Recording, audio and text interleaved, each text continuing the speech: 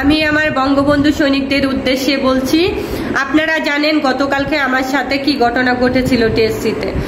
কারণ একটাই, 28 তারিখে আমার নেত্রীকে জুতা নিক্ষেপ করেছিল টিএসসিতে। আমার নেত্রী নিজের হাতে গড়া মেট্রো রেলের পিলারের মধ্যে তার ছবিতে জুতা নিক্ষেপ করেছিল। আমার কথা হলো, আমার নেত্রীকে যেখানে অসম্মান করবে সেখানেই আমি তাকে সম্মান জানাতে যাব। সেই কারণেই আমি গিয়েছি। আমার কেক কাটা হয়ে গেছিল, সবকিছু ঠিক, আমি ইন্টারভিউ দিয়েছি, কোনো কিছু সমস্যা নাই। তারপরে আমি যখন চলে আসছি তখন এক রাজাকারের বাচ্চা আমার পিছু লেগেছে। সে আমাকে এইগুলো করেছে আমার সাথে, এমন বেয়াদবি। যেমন আজকে আমি বাংলা ভিশনের ইন্টারভিউতে যাচ্ছি, সেখানে 2 রাজাকার আমার পিছু লেগেছে। ওরা হচ্ছে বাইকে, আমি গাড়িতে যাচ্ছি, সেখানে আমাকে দেখে তারা আমার সাথে নোংরা ভাবে কথা বলছিল। আমি একটাই বলতে চাই আমার বঙ্গবন্ধু সৈনিকদেরকে, চুপ করে থাকলে চলবে না, সবাইকেই রাজপথে নামতে হবে।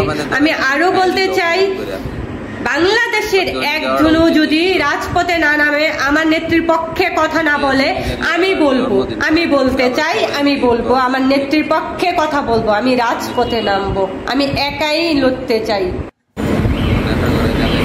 আমি গিয়েছিলাম আমার নেত্রীর জন্য কেক কাটতে। কোথায়? রাজু ভাস্কর্যের সামনে। গতকাল আমার নেত্রীকে অসম্মান করা হয়েছিল যেখানে, সেইখানে আমার দেখেন এই যে কেক ছুড়ে মেরেছে, এই যে আমার সারা গায়ে কেক মেরেছে। কারা? শিবিরের নেতারা আমাকে টেনে হিসেবে আমার হাত থেকে কেক নিয়ে আমাকে ছুড়ে মেরেছে। আমি বলতে চাই, আমার বঙ্গবন্ধু সৈনিক যারা আছো তারা জেগে ওঠো, যুদ্ধে নামতে হবে। তাদের বিরুদ্ধে যারা বলে স্বাধীনতা, কেমন স্বাধীনতা? যে আমি স্বাধীনভাবে কথাই বলতে পারলাম না, আমার নেত্রীর জন্য কেক কাটতে পারলাম না।